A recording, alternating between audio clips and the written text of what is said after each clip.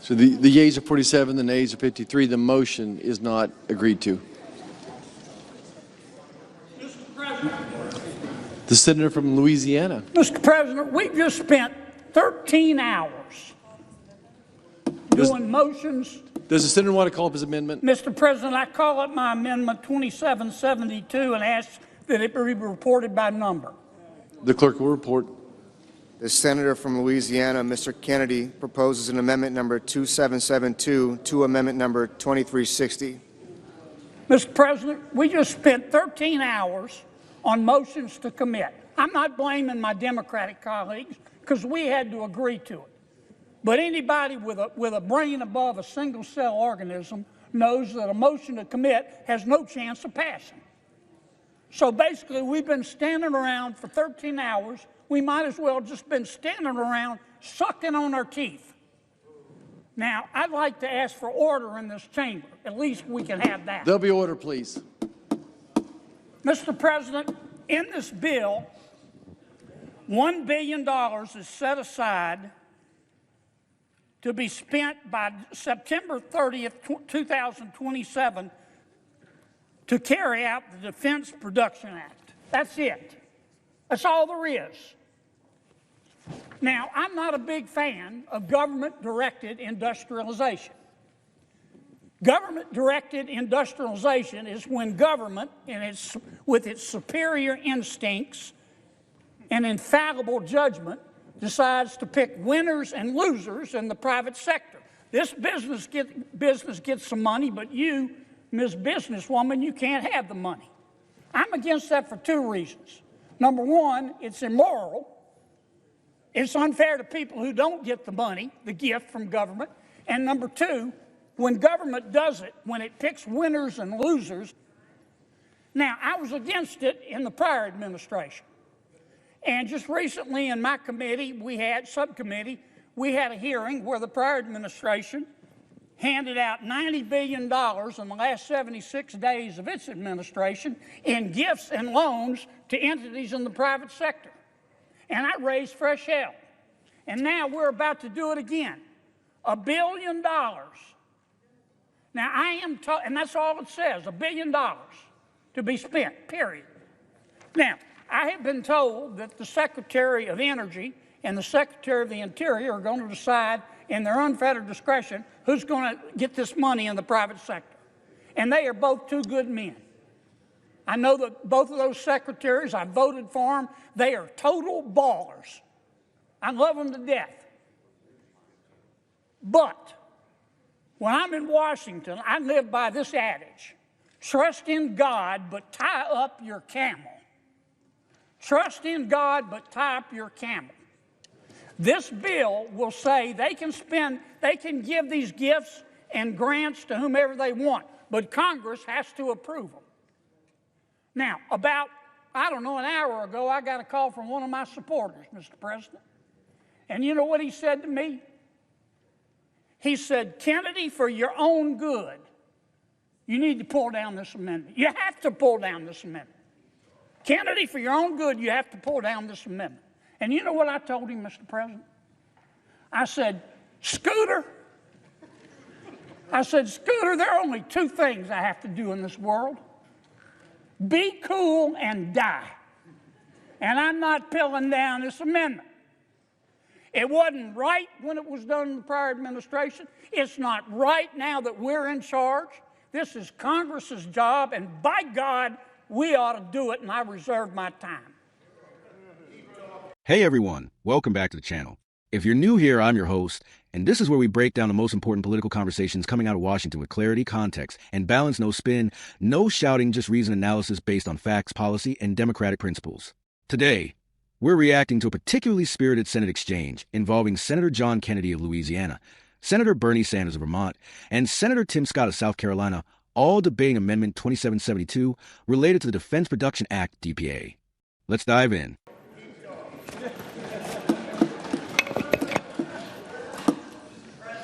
The senator from Vermont. All right.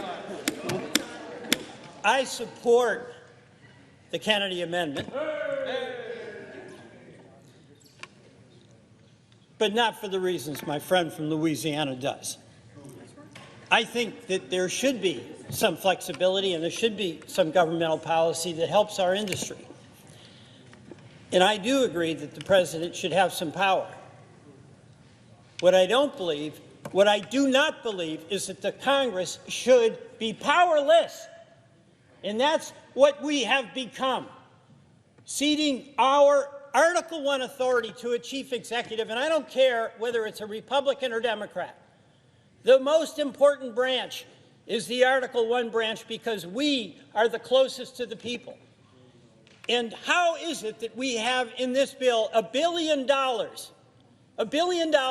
that goes to an executive to be spent in ways we have no input as to how it will be spent? We have no accountability. We have no way to tell the people we represent how this money is being spent and why.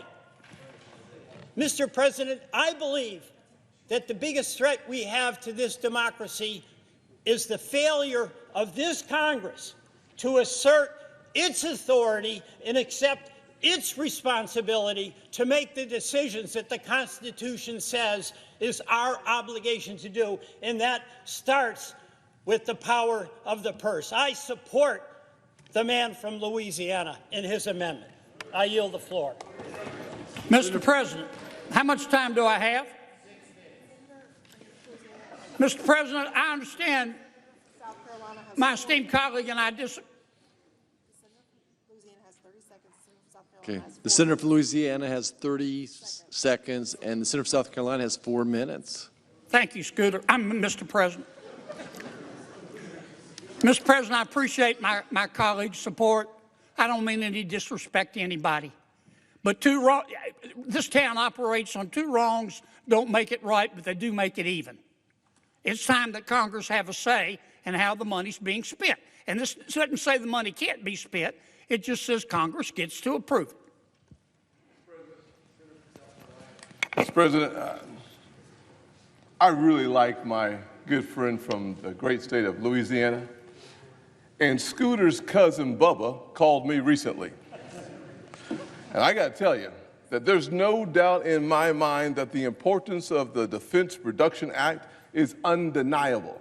And specificity is a necessary component for us to have our oversight. And that is why this administration, unlike the last administration, has committed to making sure that we understand how the resources in the DPA will be spent. We have that commitment on a quarterly basis to receive the necessary information so that we understand with great clarity and transparency how the dollars within the DPA will be spent. But here's what we also know, that we remain reliant on China for critical minerals. Here's what we know, that the United States of America, the city on the hill, remains dependent on foreign powers for our necessary resources. We are not self-reliant in areas that matter the most to the American people and, frankly, to America's future. Now, you can think of this as just hyperbole, but the fact of the matter is clear when you look back to recent issues like COVID and PPE. We were begging China to help the American people, Mr. President. We were begging China for medicine, masks. We cannot allow this great nation to be dependent on other nations. We must become more self-reliant. And in the spirit of self-reliance, this administration, whom I will say, I trust President Trump. I trust his word to produce the results we need for this nation, to make sure that we are self-reliant, and I trust the president to produce the information that will satisfy my good friend, Senator Kennedy. But let me close with this. We need the DPA, and we need the funding at the levels requested. We must make sure we always have the resources to produce for ourselves if there's another COVID. In the same way that we use the DPA to build levees and flood walls after Hurricane Katrina, we need to make sure we have the resources in place for natural emergencies. In the same way that the DPA was used to help protect service members who were deployed overseas from IEDs, we need the DPA. So, Mr. President, I ask my colleagues to vote no on this amendment. The pending amendment does not produce a change in outlays of revenues. I raise a point of order under Section 313B1A of the Congressional Budget Act of 1974. The senator for Louisiana.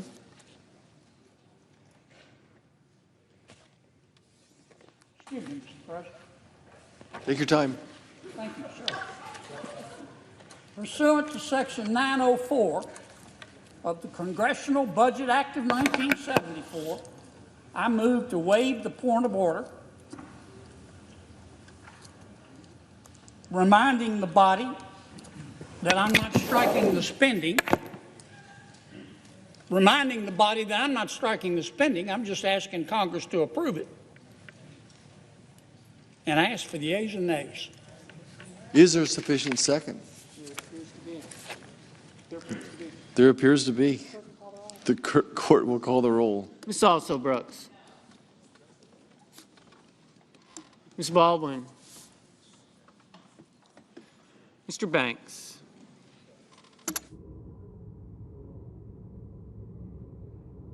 Mr. Bennett. Mrs. Blackburn. Mr. Blumenthal. Ms. Blunt Rochester. Mr. Booker.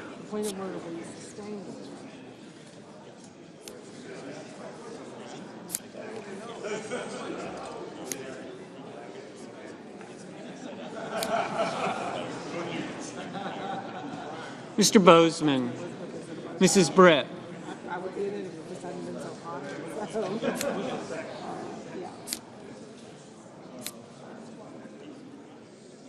Mr. Budd.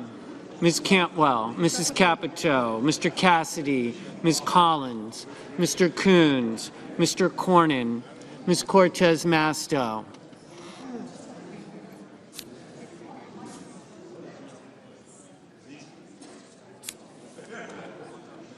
Mr. Cotton.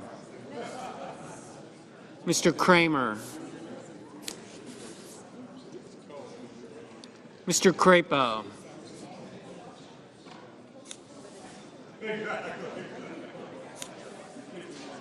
Mr. Cruz, Mr. Curtis, Mr. Daines, Ms. Duckworth,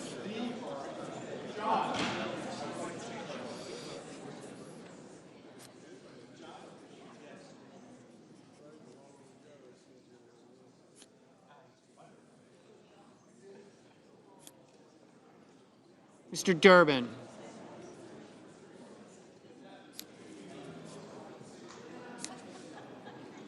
Ms. Ernst. So here's what's at the center of this debate. Senator John Kennedy proposed Amendment 2772, which would require congressional approval before proposed $1 billion could be disbursed under the Defense Production Act. That money, according to the current bill, is to be spent by September 30th, 2027. And Kennedy's issue isn't with the spending itself, but with how that decision is made. In plain terms, this is about oversight and authority. Who gets to decide where the money goes? Should it be the executive branch, specifically the Secretaries of Energy and Interior, or should Congress have final say? Kennedy argues that leaving it up to the executive branch alone is both immoral and impractical. He calls it government-directed industrialization, which, in his words, lets the government unfairly pick winners and losers in the private sector. Now, Senator Kennedy is known for his colorful language, and we certainly saw that on display here. We might as well have been standing around sucking on our teeth. Trust in God, but tie up your camel. These are funny lines, but underneath the humor is a very serious point. Kennedy's concern is about lack of transparency and unchecked power. He's skeptical of any arrangement where unelected officials can hand out massive grants without congressional approval. And I want to be clear, that's not a partisan position. Oversight is a foundational principle of democratic governance. In fact, Kennedy even calls out the previous administration for doing something similar, allocating $90 billion in its final weeks without proper scrutiny. So there's consistency in his critique, and that consistency gives weight to his argument.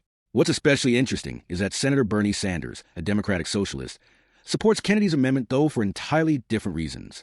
Sanders argues that this is about Congress reclaiming its constitutional role, specifically under Article 1, which gives the legislature the power of the purse. The biggest threat we have to this democracy, Sanders says, is the failure of this Congress to assert authority. That is a strong statement, and it echoes growing bipartisan concerns that Congress has been increasingly sidelined in favor of executive action, regardless of which party is in power. Again, we see a point of principled agreement between two senators from very different ideological backgrounds, and that's rare in today's political climate.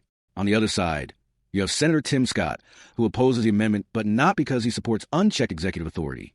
Scott makes a nuanced argument that the Defense Production Act is crucial to national security, especially in reducing America's reliance on foreign adversaries like China for critical resources, think minerals, medicine, and PPE. He emphasizes that this administration has committed to quarterly transparency reports, which in his view provides enough oversight without slowing down urgent action. We must become more self-reliant, Scott says, invoking recent examples like COVID and Hurricane Katrina, where the DPA helped the nation respond quickly. Scott's underlying concern is about flexibility and speed. Can Congress move fast enough when national security is on the line? This is a valid question. In emergency situations, bureaucratic delays can be dangerous. So while Scott's argument isn't dismissing oversight entirely, it places greater value on expediency. Let's zoom out. This debate isn't really about $1 billion.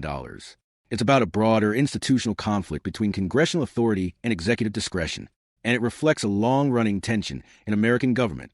How much power should Congress give up in the name of efficiency? And how do we ensure accountability without paralyzing action? What Kennedy and Sanders are saying is that we've already given up too much, and it's time to reclaim our role. Scott, on the other hand, says we've struck the right balance, and the system in place already includes safeguards. So where do I stand? As a neutral analyst, I think both sides raise essential points, but here's my view. Congress has a constitutional obligation to oversee how public funds are used. The Defense Production Act is indeed vital, but so is democratic accountability. If $1 billion is being handed out to private companies, the public has a right to know how and why those decisions are made. That said, I also recognize the need for efficiency in emergency response. Waiting months for congressional approval during a crisis could cripple our ability to respond effectively. So perhaps the solution is a hybrid model where executive agencies can act quickly in emergencies, but are also required to present spending plans to Congress in advance or immediately afterward for review. That's not what this amendment proposes, but it's the kind of policy middle ground that deserves serious discussion. In the end, the motion to adopt Kennedy's amendment failed 53 nays to 47 yeas. But the debate brought to light something deeper than partisan disagreements. It revealed a rare moment of bipartisan alignment on institutional reform and a shared unease about unchecked executive authority. Whether you support Kennedy's amendment or not, one thing is clear. Congress needs to have this conversation more often, and we, the public, need to pay attention when they do. Thanks for watching. If you found this analysis helpful, don't forget to like, subscribe, and hit the bell so you don't miss our next breakdown from Capitol Hill. Let me know in the comments, should Congress have to approve how DPA money is spent, or is quarterly reporting enough? I'm here to listen, analyze, and keep the conversation grounded. Until next time, stay informed and stay curious.